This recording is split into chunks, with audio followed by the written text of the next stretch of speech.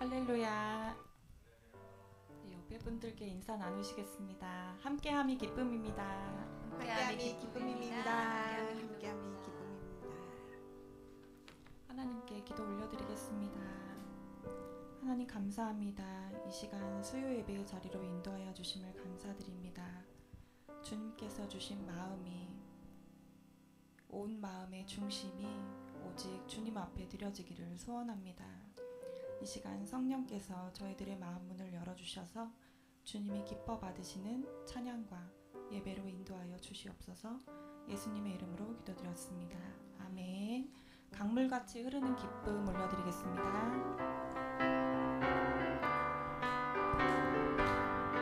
강물같이 흐르는 기쁨 성령 강림함이라. 정결한 맘 영원하도록 주의 거처 되겠네. 주님 주시는 참된 평화가 내 맘속에 넘치네. 주의 말씀에 거센 풍랑도 잠잠하게 되도다. 나의 생명 소생케 되는 성령이 마심이라. 모든 의심 슬픔 사라져 주의 평강 넘치네. 주님 주시는 참된 평화가 내 맘속에 넘치네. 주의 말씀에 거센 풍랑도 잠잠하게 되도다. 하늘에서 담비 내리고 햇빛 찬란함같이 우리 마음에 성령이 많이 주님 보내심이라. 주님 주시는 참된 평화가 내 맘속에 넘치네. 주의 말씀에 거센 풍랑도 잠잠하게 되도다. 하나님 말씀을 주시기에 저희들 주님 주시는 참된 평화가 우리 마음속에 넘칩니다. 믿으십니까? 아멘. 아멘. 생명신에 넘쳐 흘러서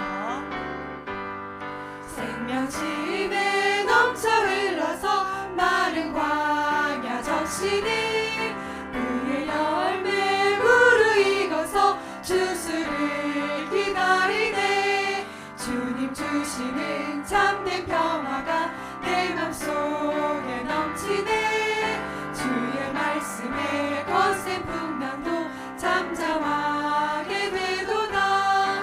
놀라우신 주의 은혜로 그의 얼굴 뵙겠네. 평화로운 안식처에서 영원토록 쉬겠네. 주님 주시는 참된 평화가 내 맘속에 넘치네. 주의 말씀에 거센 풍랑도 잠잠하게 되도다. 아멘. 하나님이 말씀하시기를 올려드리겠습니다. 하나님이 말씀하시기를 내 맘을 나에게 바치어라. 너 어디 있든지 날 섬기며 기쁘게 날 항상 의지하라. 바치어라 내 마음을 주께서 나에게 이르시네. 캄캄한 죄에서 불러내신 주께서 내 인도하시리라. 구주께서 말씀하시기를 내 맘에 나에게 도와주고 사악한 죄에서 벗어나며 나 어찌 널 구원하겠느냐. 바치어라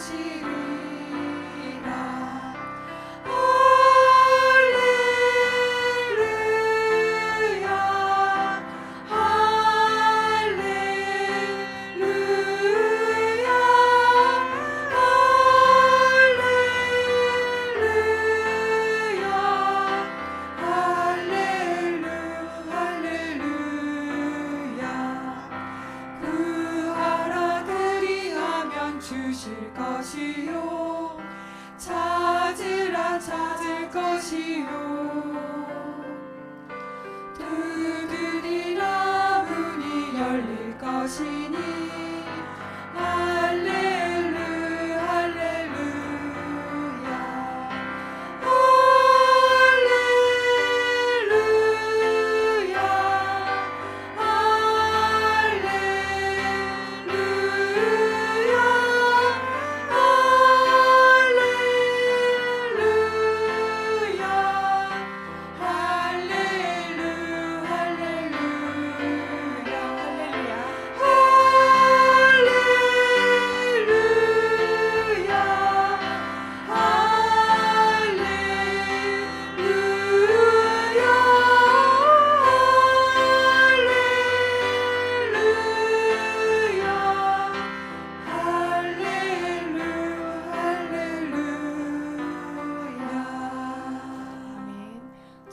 구하고 바라는 것 오직 천국 소망 영원한 생명 주신 주님과 함께함이 기쁨이기에 하나님을 사랑하고 이웃을 사랑하며 하나님 나라를 이루어 가시는 주님 손 꼭 붙잡고 이 시간 기도로 나아가시겠습니다.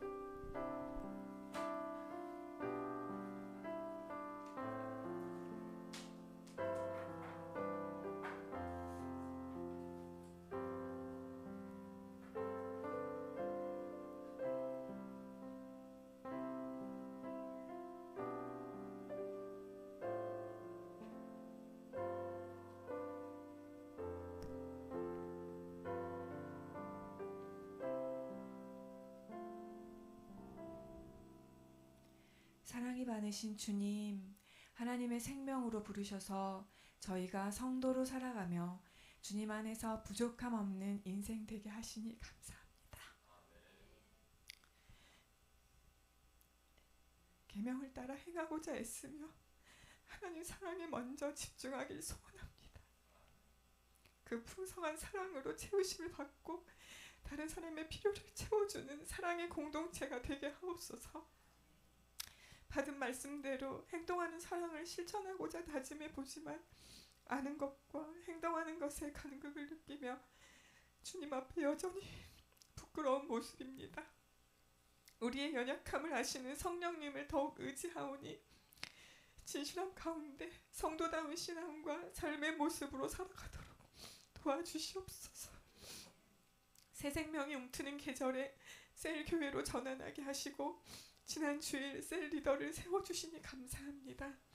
새롭게 구성된 셀로 하나됨으로 주님의 몸을 이루어가는 교회 되게 하옵소서. 받은 말씀을 셀 가족들과 함께 나누며 성도의 교제를 통해 하나님을 더욱 깊이 경험하는 셀 교회 되게 도와주시옵소서. 모교 전도단이 개강 예배를 드리고 다시 전도의 사명을 되새기게 하시니 감사드립니다. 예수님을 안 믿는 많은 자들에게 복음을 전할 때에 성령께서 함께하여 주시고 꼭 만나야 하는 잃은 양들을 만나게 하여 주시옵소서. 예수 생명을 전하는 저희들에게는 진리를 위해 함께 수고하는 하늘의 기쁨을 맛보게 하시고 귀한 전도의 열매 또한 허락하여 주시옵소서. 이 시간 하나님 나라의 방법들을 주제로 말씀을 전하시는 담임 목사님을 성령님께서 붙드시어 귀한 은혜의 말씀 선포하실 때 저희 또한 마음을 합하여 말씀을 받으며 주님 주시는 소망과 기쁨이 넘치게 하여 주옵소서. 예배의 시종을 주님께 맡겨드리오며 우리의 기쁨 되시는 예수님의 거룩하신 이름으로 기도드립니다. 아멘.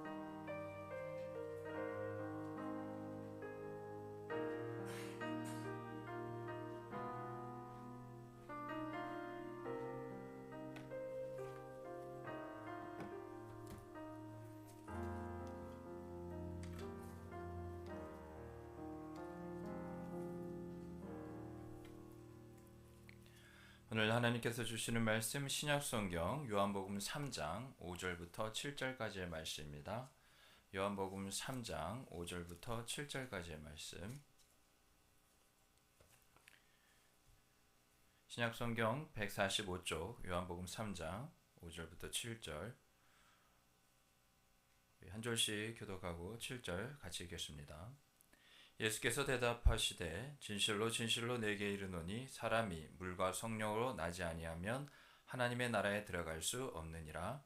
육으로 난 것은 육이요 영으로 난 것은 영이니 같이 내가 내게 거듭나야 하겠다 하는 말을 놀랍게 여기지 말라. 아멘. 하나님 나라의 그런 방법들에 대해서 우리 지난주 우리 살펴봤고, 또 오늘 두 번째 시간 우리가 함께 은혜를 나누겠는데요. 지난주에 이제 가장 우리가 먼저 나눴던 부분은 거룩한 자로서 우리가 부름을 받았다는 것, 구원으로의 부르심이 거룩한 사명으로의 부르심이라는 것이죠. 늘 말씀을 드리지만 우리가 예수를 믿고 구원받은 것은 단순히 천국행 티켓을 받은 것만이 아니죠. 구원 자체, 천국에 이르게 하는 것 자체가 구원의 궁극적인 목적이라면 우리를 주님께서 이렇게 어떤 분들은 모태로부터 그 신앙을 시작하게 하실 필요도 없고, 또 어려서 청년에, 또 장년에, 때로는 노년에, 제가 말씀드리고 싶은 거는 죽기 이전에 우리의 이 세상에서 살아가는 동안에 예수님을 굳이 믿게 하실 필요가 없다는 거죠. 예수님은 이렇게 딱 한 번만 손가락만 튕겨도 우리가 다 언제 죽을지 모르지만 죽기 전에 예수님께서 이렇게 튕기셨기 때문에, 예를 들면 그렇다는 거죠. 천국에 들어가는 것이 구원의 목적이라면 그렇게 얼마든지 하실 수 있을 겁니다. 그런데 우리를 이렇게 세상 가운데서 먼저 예수를 믿게 하신 것은 예수 믿는 자로서 어려움이 있죠. 힘든 부분이 있습니다. 세상이 우리를 가만 놔두지 않죠. 도전하고 미혹하고 끊임없이 넘어뜨리고 쓰러뜨리려 합니다. 핍박하기까지에 이르는데요. 그래도 우리가 이 모든 것을 포기할 수 없는 것은 이것이 맞기 때문입니다. 이것이 진리입니다. 하나님은 살아계시고 하나님의 나라는 분명히 있고, 마지막 그때 예수님께서 오실 때 이 세상을 심판함과 동시에 그 구원을 완전히 이루실 것을 우리는 어떻게 합니까? 제발 믿는다고 좀 답해 주시겠어요? 우리는 어떻게 해요? 믿잖아요. 그 믿음을 주셨기에 우리가 믿는 겁니다. 우리 안에 어떤 것을 또 작동해서 이성이든 판단이든 경험을 통해서 우리가 믿는 게 아니죠. 주신 우리에게 믿음을 주셨기 때문에 그 믿음 안에는 이 모든 하나님의 말씀에 절대적인 그 모든 진리에 대해서 올바른 반응, 즉 믿습니다. 아멘. 예, 그렇습니다. 그 믿음을 우리에게 주셨기에 우리는 어떻게 보면 이것은 자동적이라도 할 수 있죠. 자발적입니다. 모든 것에 대해서 우리의 반응은 뭐냐? 믿음인 거죠. 그래서 우리의 이 믿음의 반응이 늘 끊임없이 한 곳을 향하고 있는데, 그게 뭐냐? 하나님 나라와 세상 나라는 같다, 다르다? 같다? 다르다. 그렇죠. 다르다. 그것이 구별이죠. 그것이 거룩입니다.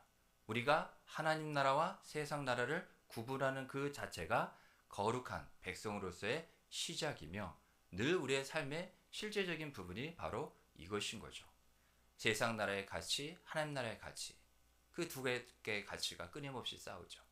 또 하나님 나라의 우리가 즐거움, 세상 나라의 즐거움, 굳이 여러 개를 다 일일이 들지 않아도 하나님 나라의 것, 세상 나라의 것, 이것이 끊임없이 우리 안에서 싸우고 있기 때문에 영적인 그런 정쟁, 우리의 믿음과 신앙의 생활이 영적인 싸움이라는 데도 바로 여기에 있는 거죠. 그 가운데 우리가 특별히 주목해야 될 것은 하나님 나라가 움직이고 작동하고 하나님 나라가 서가는 그 방식, 그 방법이 있다는 겁니다. 세상은 세상 나라로 이와 같이 굴러가는, 또 움직이는 그러한 방법이 있는 것이죠. 그래서 우리가 지난주에 그런 세상 하나님 나라의 그런 방법들을 우리가 비유를 통해서 우리가 살펴보았는데요. 다시 한번, 우리 지난주는 다 살펴보지 못해서 곡식과 가라지 비유를 들었지만 다시 곡식과 가라지 비유를 한 5개 우리가 이렇게 볼 건데요. 특별히 근데 하나하나 살펴보기 전에 복음서를 보면 예수님께서 비유로 많은 이야기들 하셨죠.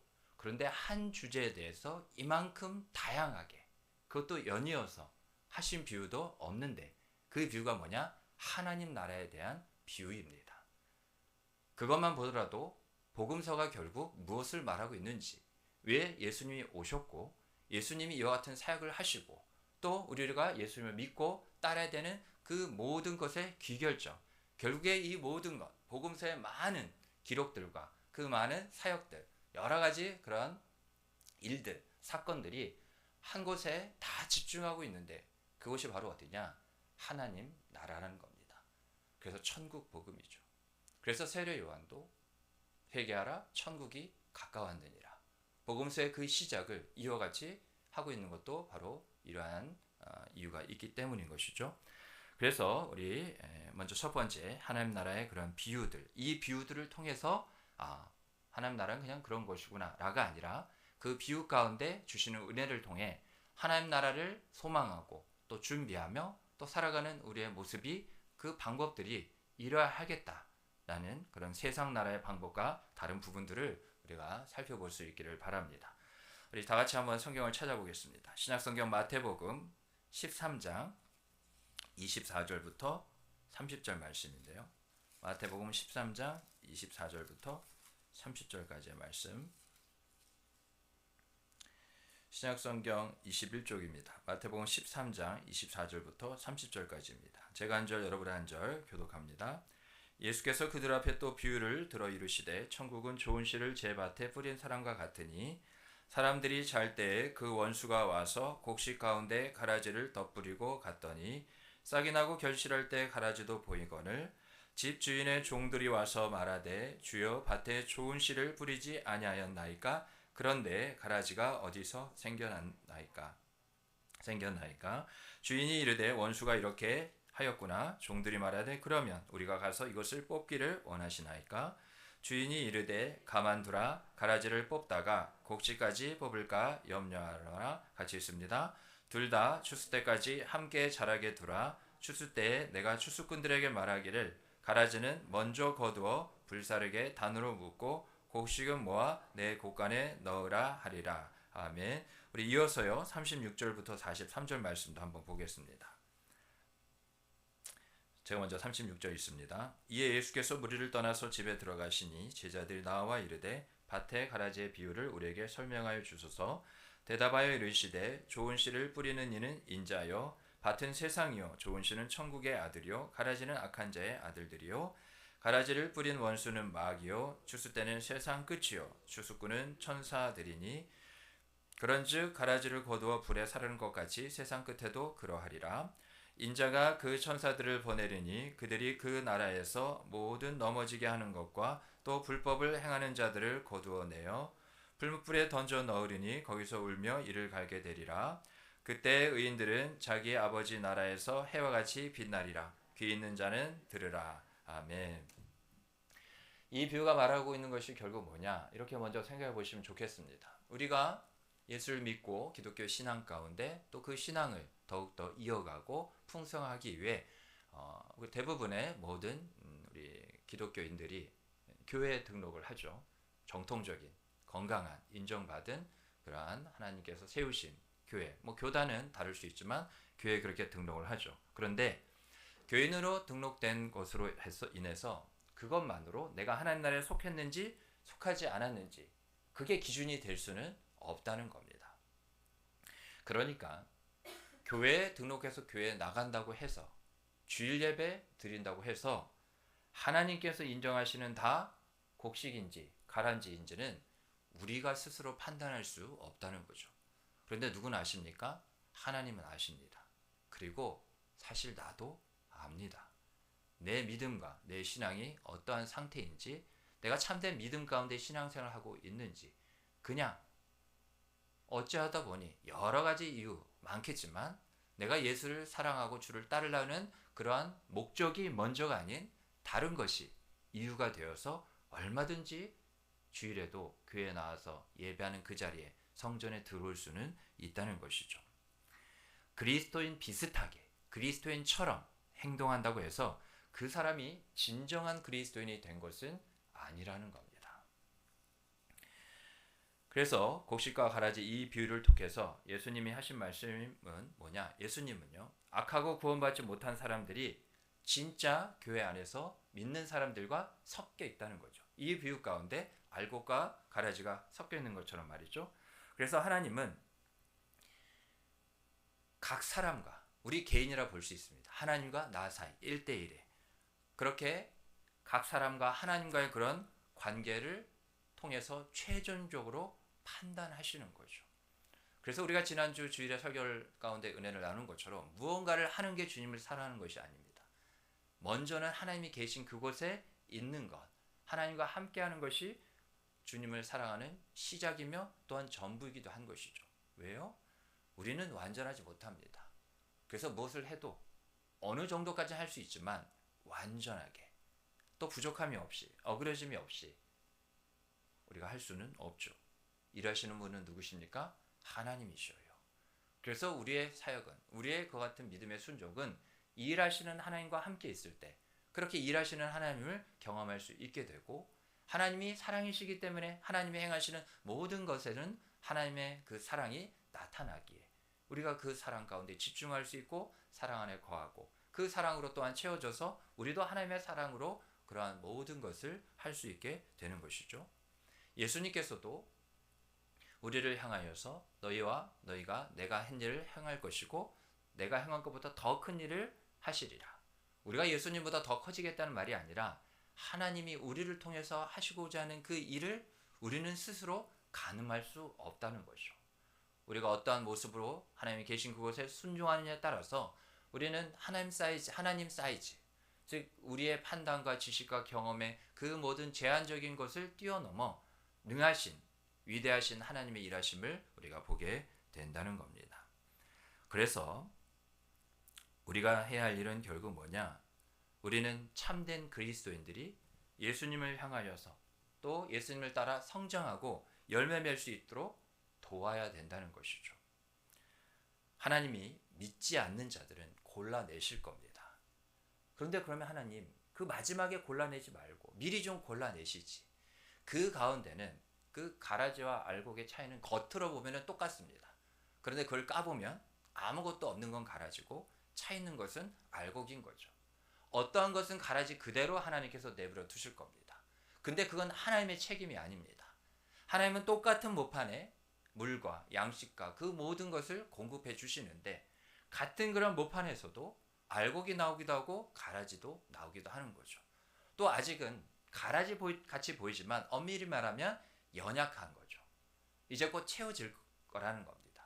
그래서 하나님께서 또 그런 부분들을 또 그러한 자들을 연약해 보이지만 그 시점으로 보면 아직 완성이라 할 수 없고 미완이라고 할 수밖에 없지만 하나님께서 잘하게 하실 그러한 분들도 있기 때문에, 그런데 우리는 그걸 알까요? 모릅니다. 그것을 우리가 판단한다면 항상 날 기준으로 상대적으로 판단할 수밖에 없죠. 그래서 나는 이렇게 하고 있는데, 나는 말을 하지는 않겠지만 속으로 그런데 내 기준으로 볼 때 나보다 못한 거. 왜 저렇게 신앙생활 하느냐? 왜 예배의 태도가 저러냐? 우리가 많은 것으로 판단할 수 있다는 거죠. 근데 하나님이 정작 원하시는 것은 뭐냐? 우리는 돕는 거고, 그렇게 믿지 않는 자를 최종적으로 심판하시기까지 골라내시고 하시는 그것은 하나님이 하셔야 되는 겁니다. 판단은 우리의 몫이 아닙니다. 우리를 판단하시는 분은 오직 하나님이셔요. 하나님은 한 번도 우리를 향해서 서로 판단하라 말씀하신 적이 없습니다. 성경 어디에도 말이죠. 오히려 그것에 대해서 너희가 일어섰거든 넘어질까 조심하라 하기까지 오히려 겸손을 당부하셨고, 또 그러한 자들 향해서 판단하기보다, 그러니까 두 가지를 생각해 볼 수 있다니까요. 판단할 수도 있습니다. 정죄할 수도 있어요. 근데 또 뭐 할 수도 있느냐? 그런 판단과 정죄를 하지 않고 도울 수도 있습니다. 끝까지 함께하고 기다릴 수도 있는 거죠. 하나님이 나를 향해서도 지금 어떻게 하고 계실까요? 갑자기 죄송스러운 마음과 함께 아무 할 말이 없어요? 하나님도 우리를 향하여서, 그러면 내가 내 자신을 보더라도 내가 그리스도 예수의 장성한 분량에 충만한 데까지 정말 끝이 있다면 거기에 도달했다고 자부할 수 있겠는지요? 내가 날 봐도 내가 원하는 바고 뜻하는 바는 아닌데요. 우리도 늘 연약합니다. 넘어지고 주의 말씀에 다 순종하지 못하는 내 자신을 보게 되는 거죠. 그러한 나를 향해서도 하나님은 어떻게 하고 계신다고요? 오래 참으시고 기다리시고 포기하지 않으시는 거죠. 그래서 어떤 사람이 열매를 맺고 있지 않는다면, 그런데 성령이 우리를 통하여서 말씀하시는 그거를 기준으로 말이죠. 내 신앙의 어떤 그런 판단 기준으로 잣대를 비추어 볼 때 열매 맺지 않는다는 게 아니라 하나님께서 우리에게 주시는 그런 마음이 있는 거죠. 그런데 그런 대부분은 긍휼로 시작이 됩니다. 그래서 그 긍휼은 무언가를 도와주고 함께하고 나누고 베풀려는 그런 모습으로 가는 거죠. 어떤 사람이 똑같이 연약함을 모습을 볼 때, 열매 맺지 못한 모습을 볼 때 정죄하고 손가락질하고 그냥 비난할 수도 있지만, 성령이 역사하시는 그러한 부분은 긍휼의 마음, 주님, 아버지의 마음을 가지고 우리가 그렇게 대하게 되는 거죠. 그래서 어떤 사람이 열매를 맺고 있지 않으면 그런 연약한 자가 우리 가운데 있다고 생각을 해보겠습니다. 그러면 하나님은 어떻게 하시느냐?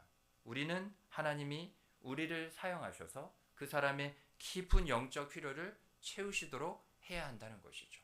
지난주의 말씀처럼 행동하는 사랑이 결국 무엇이냐? 다른 사람의 필요를 채워주는 그것이 사랑인 거죠. 그러기에 우리가 셀로 모여야 된 이유도 바로 이것입니다.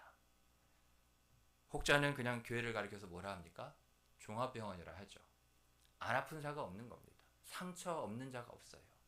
고통 가운데 없는 자가 없습니다. 다 아파요. 다 부족합니다. 다 치료에, 회복에, 어떤 그런 또 건강을 되찾는 그런 시간적인 부분마저도 다 그런 것이 필요한 자들이죠. 그래서 우리는 그 은혜의 시작이 뭐냐? 우리는 다 온전하지 못하다는 겁니다. 그러나 주님은 완전하시다는 거죠.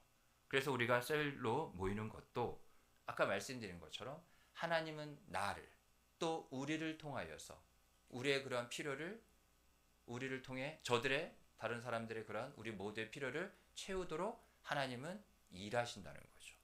그래서 셀 가운데 은혜 나눠서 좋은 것도 얘기하지만 우리가 어떤 회개해야 될 부분, 연약한 부분, 지금 힘들어하는 부분, 그것을 성령은 셀 모임 가운데 다 내려놓게 합니다. 근데 그게 그냥 내려놓는지 아세요? 세상 사람들은 고민이 있고 괴로우면 일단 무엇부터 먼저 집어넣고 봅니까? 아시면서 알코올, 그죠? 술 없이 어떻게 그래서 하는 말이 뭡니까? 어떻게 맨정신으로 얘기하냐 그러잖아요. 그죠? 그래요. 그런 경험이 없으실 테니까 이해가 잘 안 되실 수도 있는데, 그래서 결국 뭐냐? 우리 셀모임 가운데서도 하나님께서 다 내려놓게 하시고, 세상 사람들은 뭔 그런 똑같은 주인데, 우리말로는 똑같은 주인데 거기는 술주자고 우리는 주인주자. 우리 주님이, 그죠? 주님이 우리 안에 필요한 거죠. 그래서 은혜를 받으면 어떤 일이 일어나느냐? 은혜를 받았다는 게 뭡니까? 값없이 하나님께서 주시는 거예요. 우리를 완전히 무장시키는 겁니다. 내 자아를 철저히 부수시는 거죠. 그래서 모든 것을 주님 앞에 내려놓게 되는 겁니다. 우리가 사실 그 시간 넋두리 하소연 그런 것 서로 이렇게 주고받는 시간이 아니라는 거죠. 우리 안에 계신 그 성령께서 그것을 나누는 자로 하여금 먼저 내려놓게 하시고, 또 듣는 자로 하여금 그 성령을 통하여서 그것을 받음으로 어떻게 도울 것인지를 또한 알게 하는 거죠. 그래서 우리가 분명 기억해야 될 것은 우리가 들어서가 아니라 오직 주님만이, 성령님만이 그 필요가 상대방의, 우리가 다른 사람, 우리 셀 가족의, 셀 식구의, 셀원들의 필요가 무엇인지 알게 하시는 분도 주님이시고, 또 그것에 대해서 어떻게 해야 되는지도 알게 하시는 분이 바로 주님이라는 것을 꼭 기억하시기 바랍니다. 다음 두 번째, 하나님 나라의 그런 비유를 볼 때 이제 겨자씨의 비유인데요. 마태복음 13장 31절부터 32절 말씀 우리 한번 보겠습니다. 같이 읽습니다. 또 비유를 들어 이르시되 천국은 마치 사람이 자기 밭에 갖다 심은 겨자씨 하늘 같으니 이는 모든 씨보다 작은 것이로되 자란 후에는 풀보다 커서 나무가 되매 공중의 새들이 와서 그 가지에 깃들이니라. 아멘. 우리가 사실 우리 자신을 이렇게 대단하다고 말하기보다는 우리의 부족함이 더 크기 때문에, 물론 우리가 잘하고 좋은 면도 있고 어느 정도 성장해서 성숙한 면도 있지만 여전히 부족한 부분이 있기 때문에 그것에 대한 아쉬움, 또 채워져야 한다는 그런 부담감, 어찌 되는지 간에 우리는 우리 자신이 작고 중요하지 않다고 생각할지 모릅니다. 하지만 겨자씨 비유를 통해서 주님께서 우리를 향하여 갖고 계신 그 마음을 우리가 좀 알기를 원합니다. 하나님은 어떤 분이시냐? 작고 보잘것없는 것을 취하셔서 크고 또 다른 누군가에게 도움이 되는 것을 만드실 수 있고 그것을 가능케 하실 수 있는 분이 주님이셔요. 그래서 우리는 우리 스스로 크고 무언가를 갖추고 무언가의 어떤 그런 준비, 대비를 할 필요가 없습니다. 작고 부족한 우리를, 연약한 우리를 하나님은 강하게 하시고 또한 능하게 하시고 또 그러한 모든 것을 갖추게 하셔서 사용하시는 분이에요. 그래서 중요한 것은 뭐냐? 있는 모습으로 나를 인정하며 주님께 나오는 겁니다. 그걸 바울은 느꼈어요. 나의 약할 때 강함 대신. 오히려 내가 연약할 때 나의 약함을 자랑하는 이유가 뭐냐? 내가 그 연약할 때 오히려 온전해지는 것을 보게 된 거죠. 그 이전까지도 내 스스로 그렇게 온전해 보려고 하였으나 그것이 쉽지 않다는 거죠. 어느덧 그것을 좀 모양새를 갖춘 듯 하나 다시금 원점으로 되돌아갈 수밖에 없는 그 연약함 가운데 주님이 함께 하시는 그 순간 우리의 작음이 우리가 큼으로 바뀌고 우리의 부족함이 우리의 넉넉함으로 우리의 약함이 우리의 능함과 강함으로 바뀌게 된다는 것을 바울은 또한 하나님의 사람들은 경험을 하고 있는 것이죠.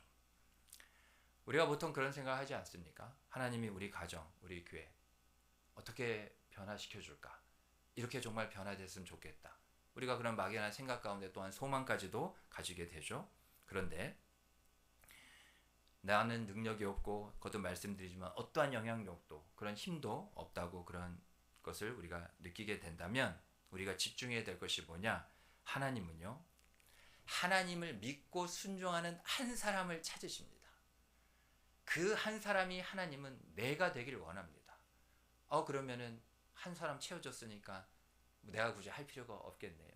그 한 사람 한 사람을 통해서 설령요. 세상에 아무도 하나님을 믿고 순종하는 사람이 없는데 딱 한 사람이 있어도 하나님은 하나님이 이루실 일을 이루고요. 거의 이 지구상에 딱 한 사람 빼고 모든 사람들이 다 믿고 순종해서 그 한 사람 한 사람이 그렇게 하나님께 나온다 하더라도 하나님은 그 한 사람 한 사람 이 지구상에 딱 한 명만 빼고 그 모든 사람을 통해서 똑같이 일하실 수 있는 분은 하나님이신 거죠. 우리는 어떠한 능력이 있다면 그것이 할 수 있는 그런 제한이 있습니다. 막 고무줄처럼 막 늘어날 수가 없어요. 고무줄도 어느 정도 늘어나다가 더 잡아당기면 끊어질 뿐이잖아요. 그런데 하나님의 그 부으심과 채우심, 하나님이 함께 하셔서 내가 너와 함께 할 것이고 이 모든 것을 이루리라 말씀하시는 그 순간 하나님에게는 숫자는 아무 의미가 아닙니다. 한 사람이든 10명이든 100명이든 1000명이든 하나님보다 더 클 수 있는 이 세상에 어떠한 숫자도 없다는 걸 우리는 잘 알잖아요. 한 사람이라는 그 숫자 하나가 중요한 게 아니라 그 앞에 뭐라고요? 하나님을 믿고 순종하는 자. 바로 주님께서 나를 그렇게 구원하셨고 부르셨다는 거죠. 그래서 하나님께서 원하시면 못할 것이 없으십니다. 그런데 아직 우리가 교회가 좀 더 커서 좀 더 크면 이런 일을 할 수 있겠다. 아직은 좀 역량이 좀 부족하지 않나. 혹시 우리가 그런 것을 생각한 것이 있는지요? 그래서 우리가 분명 기억해야 될 것은 사람으로는 할 수 없으되 하나님으로서는 다 하실 수 있다는 말을 우리는 뭐 해야 된다고요? 믿는 겁니다. 지금 우리가 나누고 있는 주제가 뭐죠? 하나님 나라의 방법이에요. 세상 나라는 방법은 뭐냐? 딱 계산이 나옵니다. 그건 안 된다는 거죠. 도저히 될 수가 없다는 겁니다. 그건 세상의 계산법인 거죠.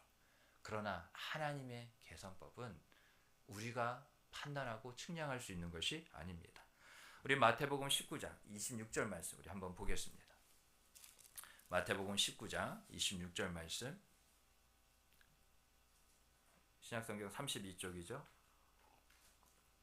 마태복음 19장 26절 말씀 우리 다 같이 읽어보겠습니다. 시작. 예수께서 그들을 보시며 이르시되 사람으로는 할 수 없으나 하나님으로서는 다 하실 수 있느니라. 아멘. 우리는 뭐예요? 할 수 있는 것도 있고 할 수 없는 것도 있습니다. 어제는 됐는데 또 오늘 안 되는 것도 있어요. 그러나 하나님으로서는 뭐라고요? 딱 그 한 글자. 정말 은혜가 되지 않습니까? 하나님으로서는 다 하실 수 있다는 거죠. 성경이 이렇게 말하고 있음에도 불구하고 우리의 불신앙이 불순종이 뭐냐? 하나님은 다 하실 수 있는데 그것을 믿지 못하기 때문에 어떻게 합니까? 맡기지 못해요. 우리가 정말 잘 생각해 보세요. 하나님이 다 하실 수 있다는 그런 믿음이 있으면 우리가 가장 무엇부터 하게 되는지 아십니까? 무조건 하나님 찾고요. 다 맡깁니다. 왜요? 하나님은 다 하실 수 있으니까. 이보다 더 분명하고 확실한 방법이 있겠어요? 내가 수고하고 애쓸 이유가 있겠습니까? 우리의 모든 노력과 애쓰는 뭐예요? 하나님께 맡기는 거죠. 하나님께 갖고 나오는 거죠. 하나님 앞에 내어놓는 거죠. 그래서 구했더니 구해지고 찾았더니 찾게 되고 두드렸더니 열리게 되는, 정말 하나님은 살아계시구나. 다 하실 수 있구나. 그런데 여기서 중요한 건 내가 원하는 대로 나가는 아닙니다. 하나님은 우리가 조종하는 로봇가 아니에요. 우리가 이미 알고 있죠. 그런데 중요한 것은 뭐냐? 하나님이 다 하실 수 있다는 그 믿음이 왜 우리의 삶으로 그렇게 구체적으로 이어지지 못하느냐? 무엇이 잘못됐을 것 같아요? 하나님이 원하시는 것에 대해서 우리가 그렇게 얼마나 노력하고 애쓰고 그것을 구하는지 우리가 우리 자신을 돌아보면 알게 된다는 거죠. 하나님은 다 하실 수 있다고 그랬어요. 근데 그 모든 것은 하나님이 원하시고 하나님이 뜻하신 계획하신 모든 일이 다 이루어지는 겁니다. 그 안으로 들어오시기 바랍니다. 그 밖에 있으면 내 뜻대로 되는 것도 있지만 그게 하나님과 뜻에 일치됐을 때는 내 뜻대로 되는 것처럼 보이죠. 그런데 하나님의 뜻은 그게 아니에요. 어린아이 때 칼을 달라 하면 칼을 줄 부모가 어디 있겠습니까? 칼은 의사에게 필요한 거죠.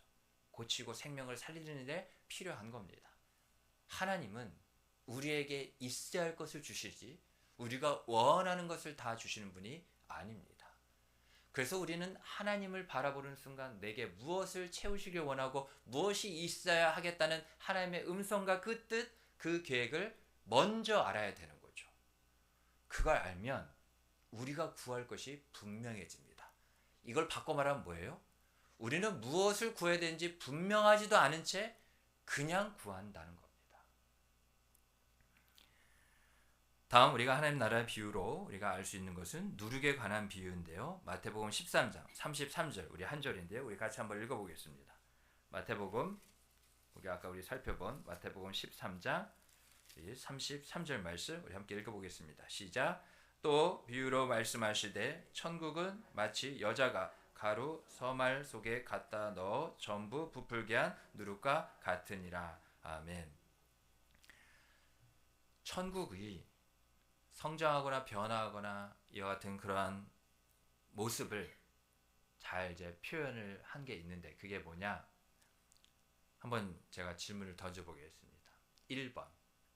천국은 폭발하듯이 빠르게 잘 자란다. 다음 2번. 천국은 꾸준히 그러나 철저히 완벽하게 자란다. 3번. 천국은 아주 조금 자란다. 정답은 제 손가락은 2번. 그죠? 천국은 뭐냐? 꾸준히 자랍니다. 그러나 부족함이 없이 완벽하게 자라는 거죠. 천국이 그렇게 확정되어져 가는 겁니다. 한번 생각해 볼까요? 우리 개인이나 우리 가정이나 우리 교회나 아니면 뭐 이 반월지역 이렇게 돌아볼 때 우리가 뭔가 좀 빠른 변화가 있으면 좋지 않겠나. 솔직히 3기 신도시 그 개발로 이렇게 됐는데 지금 계속 어느 정도 뭐 이렇게 답보 상태에 있는 것을 우리가 보게 되잖아요. 얼마든지 우리가 빠른 변화를 원할 수 있습니다. 그러나 많은 경우에 하나님 나라는요, 밀가루 반죽을 부풀리는 그런 누룩처럼 서서히 성장합니다. 보통 어떤 일을 결정할 때 성령이 성령이 역사하시고 인도하시는지 아니면 사단마귀가 이것이 나를 미혹하는지 구분하는 방법은 뭐냐? 사단마귀는 모든 일을 막 빨리빨리 급하게 막 하게 해요. 이유는 하나입니다. 하나님의 뜻을 묻지 못하도록, 하나님께 기도하지 못하도록. 지금 너 상황이 급하잖아. 여러분, 급한 게 먼저 갑니다. 중요한 게 먼저예요. 애굽에서 나온 이스라엘 백성은 광야에서 40년을 돌아가야 했습니다. 가나안 땅 가기까지. 그러나 저들만 그냥 그렇게 걷게 하지 않으셨습니다. 하나님이 함께 하셨습니다. 중요한 것은 뭐냐? 빠르고 효율적인 것은 세상적인 방법입니다. 그런데 하나님의 나라는 하나님의 계획에, 그 시간의 템포, 그 일정 속에 변함없이 지금도 되어져 가고 있다는 것을 꼭 우리는 기억을 해야 하는 것이죠. 누룩이 어떠한 그러한 성격이 있느냐? 누룩은요, 그 반죽에 들어가 있는 것뿐만 아니라 가까이 있는 반죽에도 누룩은 영향을 미칩니다. 이렇게 퍼져가는 거예요. 그걸 우리가 뭐 유심히 관찰하지 않는 이상 보이진 않겠지만, 그러면 어떻게 되느냐? 가장 자기와 가까이 있는 그 접해 있는 그 반죽에 영향을 미치게 되는 거죠. 그래서 어떤 일이 일어나냐? 얼마 안 나가서 모든 반죽에 그렇게 누룩을 넣은 것이 아닌데 누룩 반죽 전체에 이와 같은 변화를 가지고 오게 된다는 거죠. 그래서 우리가 기억해야 될 것은, 그것을 신앙생활을 잘한다는 건 뭐냐? 힘을 빼야 돼요. 우리가 보통 어떤 자세나 운동이나 뭐 할 때 뭐 힘이 너무 들어가, 힘 빼. 근데 힘이 잘 빼져요, 안 빼져요? 지금도 여러분 이마에 눈썹에 힘을 얼마나 주고 계신지 아십니까? 그죠? 네. 졸려서 그러신지 아니면 말씀에 집중해서 글을 하시는지 모르겠지만 그렇게 보이긴 하는데, 이제 말씀드리고 싶은 것은 뭐냐? 우리가 자꾸 넘어지는 때가 딱 어떤 타이밍이냐?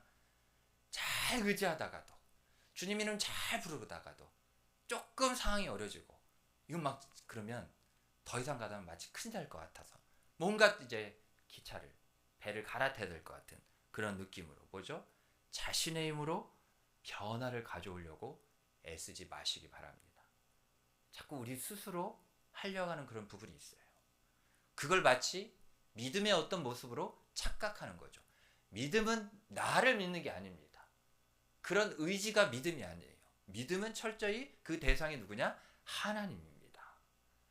그래서 믿음의 대상을 하나님으로 인정하는 동시에 내 안에는 뭐냐? 나를 부정하는 거죠. 아까 말씀이 뭡니까? 나는 못하지만 하나님은 하실 수 있는 거예요. 내가 할 수 있는 일 같아도 뭡니까? 나는 할 수 없다고 고백하는 것이 맞아요. 그리고 똑같은 일이어도요, 하나님이 이번에는 어떻게 일하실지 몰라요. 그런데 우리는 똑같은 일을 하면 어떻게 됩니까? 예전에 그것을 잘못했던 경험이 아닌 잘했던 경험이나 지식이나 방법을 바로 취하려고 하죠.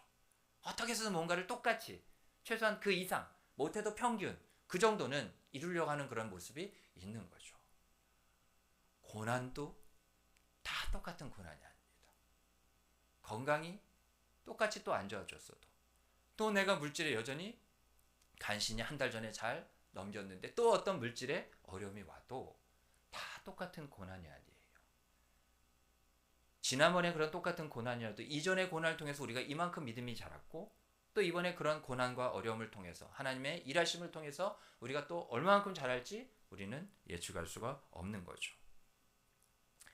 그래서 우리가 기억해야 될 것은 뭐냐?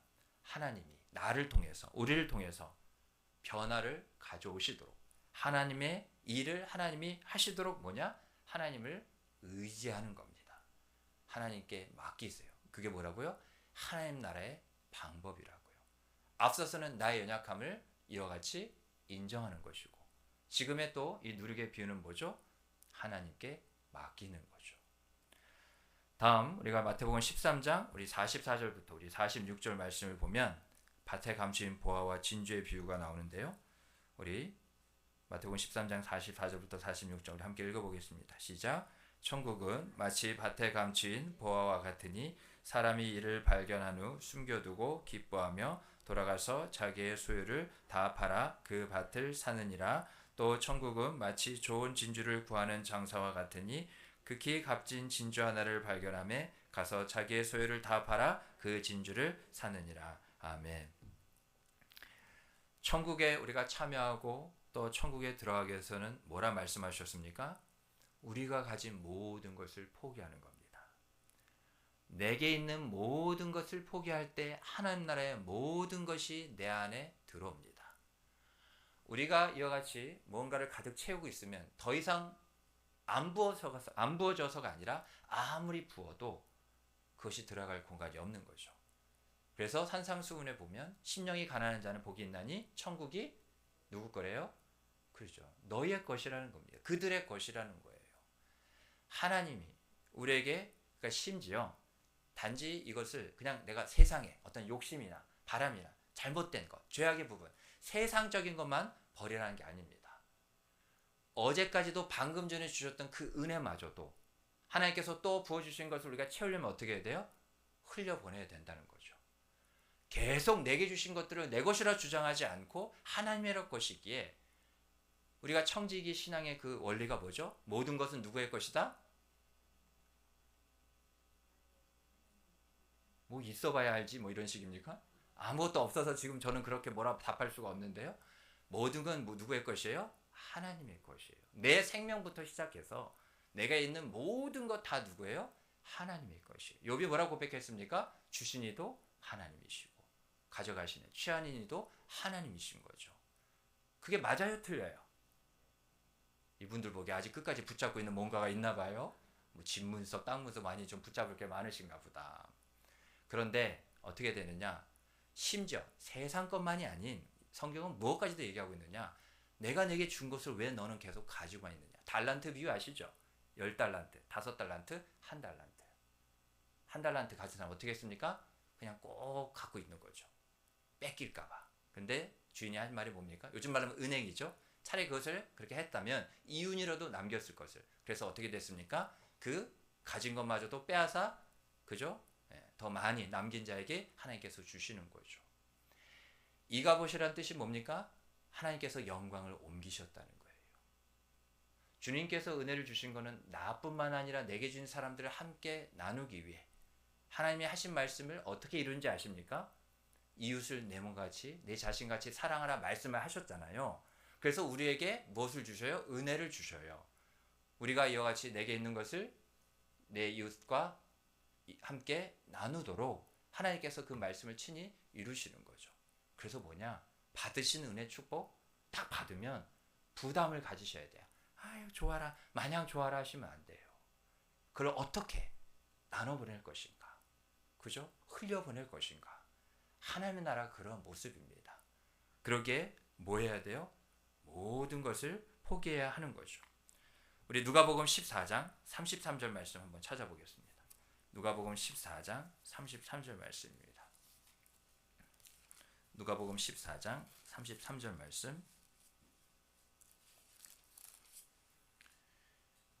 신약성경 121쪽 누가복음 14장 33절 우리 다 같이 한번 읽어보겠습니다. 시작. 이와 같이 너희 중에 누구든지 자기의 모든 소유를 버리지 아니하면 능히 내 제자가 되지 못하리라. 아멘. 왜 주님께서 이 말씀하셨냐? 배경이 뭐냐? 모든 소유를 다 버리라고 했어요. 그러면 뭐 주님 저 이제 길거리에 나앉으라는 얘기입니까? 그지같이 살라는 말입니까? 모든 소유를 버리라는 그 말의 근거는 뭐냐? 네 것이 아닌데 이것을 다 내 것이라 여기고 지금 있다는 거죠. 결국에는 내 자신을 부인하라는 겁니다. 우리는 왜 내 것을 남에게 주지 못하느냐? 내가 여전히 살아 있어서 그렇습니다. 주님께서 말씀하셨음에도 불구하고 여전히 불신앙, 불순종의 쓴뿌리가 여전히 나의 신앙과 삶의 그 밭에 있는 거예요. 그러한 악독한 뿌리가 제거되지 않는 이상 아무리 씨를 뿌린들 그 땅의 영양분을 그 악한 불신앙의 불순종의 쓴뿌리가 다 영양분을 공급해 뺏어버리기 때문에 아무리 좋은 씨앗을 심어도 열매가 맺을 수 없는 것은 당연한 이치라는 거죠. 누구든지 자기의 모든 소유를 버리지 않으면 뭐라고 그랬습니까? 능히 내 제자가 되지 못한다 한 거죠. 여러분, 주님이 전부가 되어야 된다는 것을 우리는 고백합니다. 또 그렇게 구합니다. 알고 있습니다. 그러나 주님이 전부가 되려면, 주님밖에 없으려면 아무것도 내게 없어야 돼요. 그래야 주님이 오셨을 때 내가 가진 건 뭐예요? 주님뿐인 거예요. 그런데 주님 외에 다른 여전히 내가 뭔가를 붙잡고 의지하는 게 작은 것 단 한 가지라도 있다면 주님도 계시지만 여전히 그것도 있는 겁니다. 근데 그게 한 개, 두 개 점점 많을 때 뭐냐? 많은 것 중에 그냥 주님은 단 하나가 되는 거예요. 주님을 우리가 받지 못하고 주님을 우리 안에 채우지 못해서가 아니라니까요.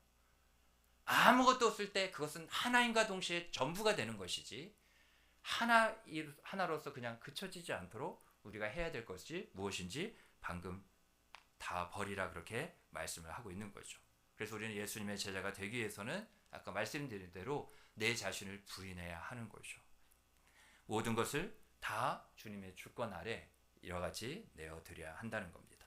마지막 이제 천국의 비유, 우리 달란트 비유인데요. 마태복음 이번에는 25장 14절부터 30절 우리 말씀 보도록 하겠습니다. 마태복음 25장 14절부터 30절 말씀. 우리가 이미 다 알고 있는 비유고 한 번쯤 이상은 다 살펴본 비유지만 다시 한번 말씀을 읽는 이유는 우리 마음 가운데 되새기기 위해서 그렇습니다. 우리 길지만 그래도 한번 읽어보겠습니다. 한 절씩 교독합니다. 또 어떤 사람이 타국에 갈 때 그 종들을 불러 자기 소유를 맡긴과 같으니 각각 그 재능대로 한 사람에게는 금 5달란트를, 한 사람에게는 2달란트를, 한 사람에게는 1달란트를 주고 떠났더니 5달란트 받은 자는 바로 가서 그것으로 장사하여 또 5달란트를 남기고 2달란트 받은 자는 그와 같이 하여 또 2달란트를 남겼으되 1달란트 받은 자는 가서 땅을 파고 그 주인의 돈을 감추어 두었더니 오랜 후에 그 종들의 주인이 돌아와 그들과 결산할세 5달란트 받았던 자는 5달란트를 더 가지고 와서 이르되 주인이여 내게 5달란트를 주셨는데 보소서 내가 또 5달란트를 남겼나이다. 그 주인이 이르되 잘하였도다 착하고 충성된 종아 내가 적은 일에 충성하였음에 내가 많은 것을 내게 맡기리니 내 주인의 즐거움에 참여할지어다 하고 2달란트 받았던 자도 와서 이르되 주인이여 내게 2달란트를 주셨는데 보소서 내가 또 2달란트를 남겼나이다.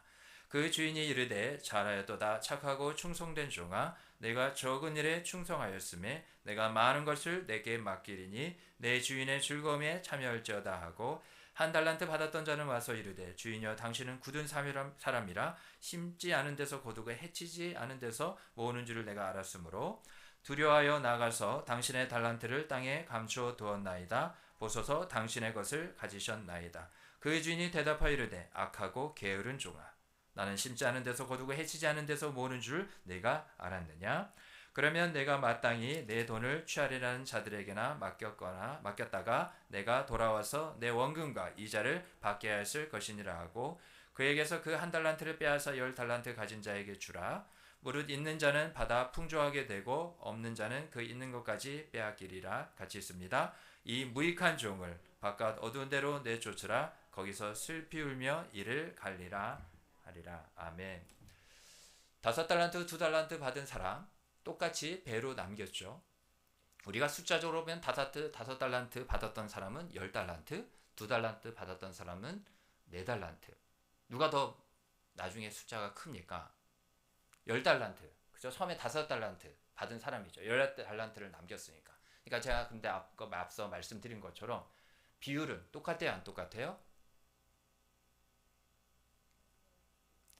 오늘따라 말귀도 안 들어듣는데 산수를 하라 하시니까 더 힘드신가 본데, 그죠? 5에서 5 그러면 2배잖아요. 2달란트 하면 역시 2배를 남긴 거죠. 뭐냐? 똑같이 주님의 마음에 주님이 얼마를 맡겼든지 간에 그 순종과 충성과 수고는 주님 보시기에 같았어요? 틀렸어요? 같았죠. 똑같이 배로 열매를 맺은 거죠. 그래서 주님의 그런 마지막 말이 뭡니까? 내 즐거움에 참여하라는 거예요. 그런데 오늘 30절 마지막은 뭡니까? 슬피 울며 이를 갈미 있을 것이라는 거죠. 그 1달란트 사람에게 뭐라고 했습니까? 악하고 게으른 종이라 했죠. 5달란트, 2달란트 남겼던, 이제 그렇게 처음 받았던 배로 남겼던 사람들은 뭐예요? 착하고 충성된 종이라 그렇게 한 거죠. 결국 뭐냐? 우리에게 맡기신 작은 일이 무엇인지 늘 살펴야 됩니다. 어떠한 큰 뭔가가 왔을 때 하는 것이 아니라 솔직히 그것은 매일이고요. 우리가 셀 모임에 모이기 위해서 매일의 말씀의 묵상이 있잖아요. 우리가 큐티를 하잖아요. 그 매 구절, 지금 누가복음을 보고 있는데 몇 절부터 몇 절에 그 말씀의 씨앗이 매일 그 말씀을 묵상하는 자에게는 심겨지는 거예요. 그래서 그것을 통하여서 많은 그런 부분들을 이렇게 열매를 맺게 되는 거죠. 그래서 우리가 기억해야 될 것은 뭐냐? 우리에게 요즘 새가족분들이 많이 오시고 또 우리가 더 충성되이 잘 감당할 때 하나님의 사람들을 보내주실 겁니다. 우리가 하나님 뜻에 잘 순종하고 있기 때문에 좋은 목장이기에 하나님께서 보내주시는 거죠. 그런데 그러한 자들, 우리에게 주신 사람들, 꼭 새가족뿐만 아니라, 새가족의 반대는 헝가족은 아니지만 이미 우리에게 주신 사람들마저도 뭐냐? 우리가 돌아봐야 한다는 거예요. 셀 모임은 그냥 내 힘든 거 하소연하고 위로받고 그냥 내 개인적인 거 챙길 거 딱 챙겨가는 시간이 아니라는 겁니다. 잘못된 교회, 하나님 보시기에 올바르지 않은 교회 가운데 하나님 판단하시는 어떤 이제 이런 말이 있는데요. 그게 뭐냐?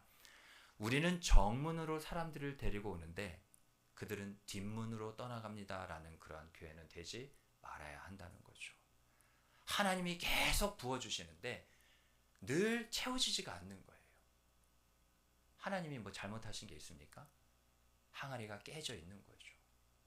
가장 꼭 깨지지 않아도 어딘가 금이 가고 작은 구멍이나 일달지라도 시간의 문제지 계속 새어나고 있는 거죠. 그래서 우리가 기억해야 될 것은 뭐냐? 뭔가 어떤 우리의 부족함이 있을 때 그것을 채우시는 하나님을 더욱더 의지하고 또 우리에게 주신 사람들을 향하여서 어떻게 합니까? 우리가 잘 섬겨야 된다는 거죠. 그래서 하나님께서 작은 것은 뭐냐? 하나님은 내 역량을 너무 무시하셔. 맨날 작은 것만 줘. 그냥 한 번에 큰 거 줘서 그냥 한 방에 딱 하면 좋을 텐데 하고 생각할 수 있지 모르지만 뭡니까? 우리 누가복음 19장 26절 말씀 읽고 우리 마치도록 하겠습니다. 누가복음 19장 26절 말씀입니다. 누가복음 19장 26절 말씀, 신약성경 129쪽 누가복음 19장 26절 말씀, 우리 다 같이 한번 읽어보겠습니다. 예수님이 우리에게 하시는 말씀인 줄 믿고 우리 함께 읽겠습니다. 주인이 이르되 내가 너희에게 말하노니 무릇 있는 자는 받겠고 없는 자는 그 있는 것도 빼앗기리라. 아멘. 이 말이 없는데 빼앗길 게 뭐 있겠냐라는 것이 아니라 아까 말한 것처럼 2배로 남긴 5달란트, 2달란트 받은 사람이 있지만 1달란트 받은 사람은 그것뿐이었어요. 무화과 나무 잎이 성전, 예루살렘 성전 그 근처에 주님께서 무화과 나무를 보셨을 때 잎만 많았죠. 열매가 없었다는 겁니다. 결국 뭐냐? 주님께서 우리에게 심을 때는 우리를 조화로 두지 않으셨다는 거죠. 우리는 뿌리가 맺어지고 또한 이와 같이 주님께서 물 주시고 기르게 하시는 부분이 있기 때문에 우리는 살아있는 생명나무이고 그러기에 그 생명의 열매를 맺어야 된다는 것을 꼭 기억하시기 바랍니다. 오늘 주신 말씀 은혜 붙잡고 기도하기를 간절히 원합니다. 한번 다 같이 한번 눈을 감아 보실까요? 오늘 우리가 곡식과 가라지의 비유, 겨자씨의 비유, 또 누룩의 비유, 밭에 감추인 보화와 진주의 비유, 달란트의 비유, 우리가 한 5개 정도의 비유를 봤는데요. 지금 다 기억은 나지 않는다 하더라도 다 똑같이 하나님에 관한 이야기들이었습니다. 그 비유 가운데 지금 내 마음 가운데 가장 크게 자리 잡고 또 마음에 남는 그 비유, 또 내게 주신 그 말씀의 은혜는 무엇입니까? 하나님께서 오늘 내게 그것을 말씀하시기 위해서 오늘 우리에게 말씀의 은혜를 주신 줄 믿고 오늘 주신 말씀의 은혜 붙잡고 우리 함께 합심을 함께 기도합니다. 하나님, 영원한 것을 사모하게 하여 주시옵소서. 하나님 나라 백성 되게 하셨사오니 세상 나라 백성 저 영원한 사망 가운데 이르지 않도록 우리를 구별하셨사오니 하나님, 세상의 나라 하나님의 나라 그 방법, 우리같이 이와 같이 우리가 그 살아가는 그 방법, 하나님 우리가 세상 나라의 방법을 따라가면 세상 살일 뿐이요 하나님 나라의 방법을 따라가면 우리가 이 땅 가운데 살아도 우리는 하늘살이를 하는 자들인 줄 믿습니다. 저 하늘로 우리가 부르심을 받기에 이와 같이 그 영원한 생명이 우리에게 있기에 하나님 이 세상 영원한 생명이 없는 자같이 저 세상 나라 방법대로 살지 않게 하여 주시옵소서. 하나님 나라를 이루기까지 오늘 비유로 귀 있는 자는 들을지어다 말씀하신 것처럼 우리에게 새겨신 하나님 이와 같이 5가지의 비유, 곡식과 가라지의 비유 하나님 우리에게 주셔서 우리가 아버지 하나님 주님 앞으로 또한 연합되어서 하나님 이와 같이 주님께 온전히 속해지게 하여 주시옵소서. 또 겨자씨의 비유처럼 작은 것이지만 그 시작을 통하여서 하나님 나라를 이루실 하나님을 기대하게 그렇게 하나님께 맡기는 하나님 나라의 방법을 따라 살게 하여 주시옵소서. 누리개 비유같이 하나님 나라는 작게 시작하지만 더딘 것같이 보이지만 하나님께서 반드시 이룬다는 그 인내, 그 오래 참음, 그 믿음 성령 열매를 맺게 하여 주시옵소서. 하나님 또 밭에 감추인 포와 진주의 비유처럼 하나님 나라에 속한 것은 하나님 우리가 이와 같이 모든 것을 버릴 때 그것이 모든 하나님 나라의 것이 우리의 것이 되임을 한번 바라보게 하시고 버리라 내려놓으라 포기하라 하신 그것이 무엇인지 하나님 나라의 방법을 우리가 택하여 믿음으로 살게 하여 주시옵소서. 또한 달란트 비유처럼 작은 것에 충성하여서 많은 것을 하나님 얻게 되는 그렇게 주님의 즐거움에 참여할 수 있도록 주여 도와주시옵소서. 나는 그러한 하나님 나라의 방법대로 이와 같이 순종하여 하나님 나라의 즐거움으로 살고 있는 자입니까? 하나님 내게 이 즐거움 다시고 회복시키시고 속생시켜 주시옵소서. 하나님 함께 하시고 도우시기를 간절히 원합니다. 우리 마지막으로 우리 가정과 우리 교회를 위해서 기도하기를 원합니다. 하나님 우리 가정, 우리 교회도 하나님 나라입니다. 하나님이 주인이 되십니다. 하나님이 다스리고 있는 가정과 교회입니다. 우리 가정과 교회도 하나님 나라 방법대로 하나님 살게 하여 주시옵소서. 그 가운데 기도할 때 우리 가정을 생각해서 기도할 때 우리 교회를 위해서 기도할 때 하나님 나라 방법대로 우리가 순종하지 않는 것이 있다면 회개케 하시는 겁니다. 회개할 때 하나님께서 다시 회복으로 더 풍성히 감사의 제목이 되기까지 부어주실 것을 바라면서 우리 가정, 우리 교회, 하나님의 나라, 하나님 나라 방법대로 이와 같이 하나님께 영광이 되는 가정, 교회 되게 해달라고 다시 한번 우리 간절히 이번에는 주님을 한번 크게 부르고 기도하며 나갑니다. 주여 하나님 우리에게 하나님 나라 가정을 주셨습니다. 교회를 주셨습니다. 하나님의 나라입니다. 가정이 교회고 교회가 가정입니다. 우리가 이와 같이 하나님을 아버지로 모시고 우리의 주인으로 모시고 살아가는 그 하나님을 경외하는 우리의 가정과 우리 반월제일교회 하나님 복의 복을 더하여 주시옵소서. 복 있게 하여 주시옵소서. 우리의 가정과 교회에 하나님 나라의 복을 허락하여 주시옵소서. 그래서 이 귀한 것을 영원한 것을 결코 빼앗기지 않도록 우리가 이제 모든 그 거룩함의 칼을 아버지 하나님 높이 들고 세상 나라의 모든 방법들을 아직도 우리의 가정 가운데 우리의 교회 가운데 자리 잡히고 쓴뿌리로 이어같이 아버지 하나님 길게 뻗어져 있는 그 모든 것을 하나님 성령을 의지하오니 다 하나님 잘라버리도록 다 뽑아버리게 하여 주시옵소서. 그래서 이와 같이 하나님이 세우신 가정 하나님께서 이와 같이 영광 받으신 이 교회 오직 하나님 나라이오니 하나님 나라의 방법대로 우리가 그 안에서 하나님을 사랑하고 또 우리가 서로 사랑하는 그러한 모습대로 살게 하여 주시옵소서. 하나님 우리의 교회 우리의 가정 하나님께서 긍휼히 여겨 주시옵시고 하나님 나라 되게 하실 때 그 방법도 그 과정도 그렇게 되도록 은혜의 은혜를 더하여 주시옵소서. 이 모든 말씀 예수님 감사합니다. 드립니다. 아멘. 하나님 은혜를 감사합니다.